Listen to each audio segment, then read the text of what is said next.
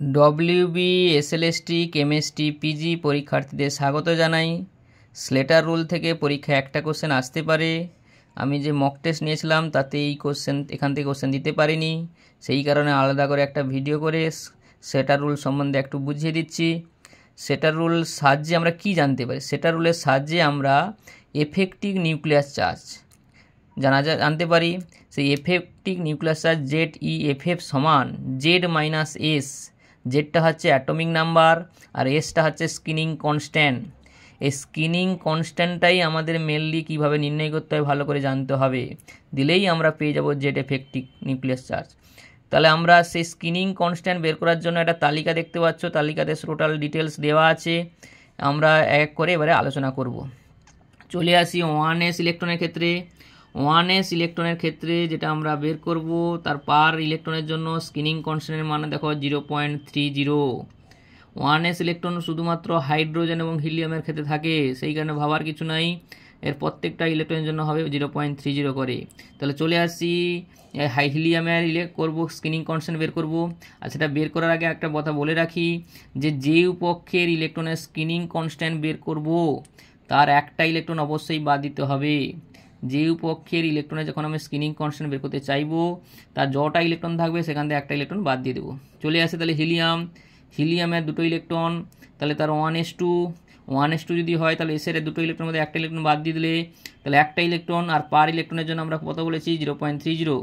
তাহলে 1 × 0.30 সমান হবে 0.30। তাহলে এখান থেকে যদি আমরা এফেক্টিভ নিউক্লিয়াস চার্জ জেড বের করি তাহলে জেড সমান হবে 2 - 0.30 সমান 1.70। বোঝা গেছে?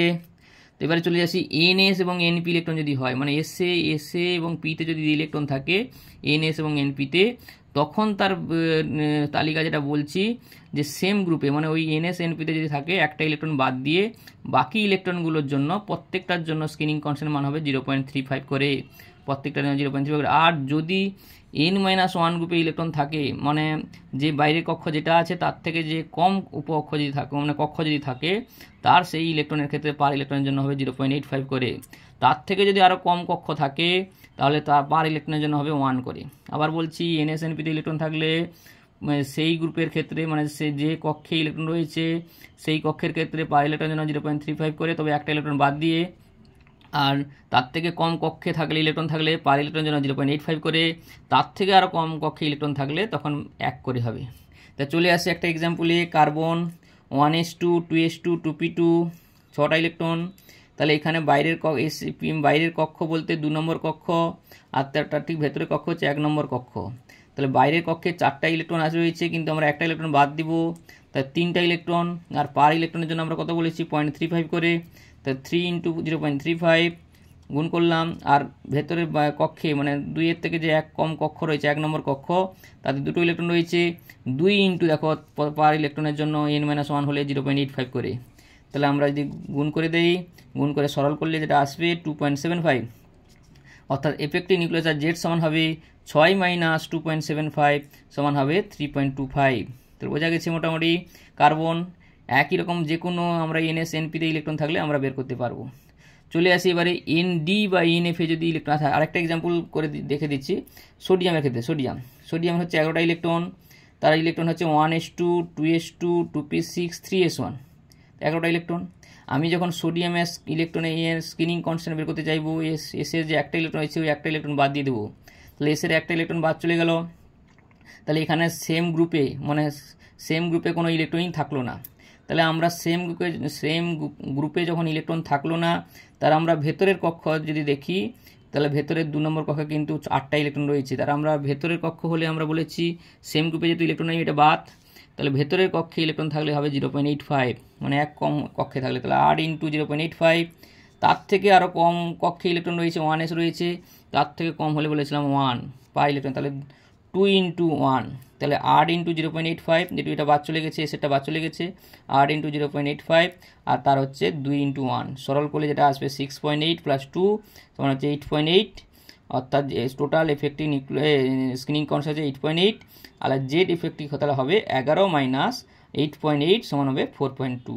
তাহলে মোটামুটি NS এবং NPতে ইলেকট্রন থাকলে কীভাবে স্ক্রিনিং কনস্ট্যান্ট বের করে এফেক্টিভ নিউক্লিয়াস চার্জ বের করা যায় সেটা দেখালাম। এবারে চলে আসি এনডি বা এনএফে যদি ইলেকট্রন থাকে, এনডি বা এনএফে যদি ইলেকট্রন থাকে তাহলে কি হবে, তার লিস্ট যেটা বলছে সেম গ্রুপের জন্য হবে 0.35 করে। সেম গ্রুপে যা থাকবে মানে ডিতে ইলেকট্রন থাকলে বা এফে ইলেকট্রন থাকলে ওই গ্রুপে যতগুলো ইলেকট্রন আছে একটা ইলেকট্রন বাদ দিয়ে পার ইলেকট্রনের জন্য 3.5 করে। আর সেম গ্রুপে বাকি যদি ইলেকট্রন থাকে তার জন্য 1 করে।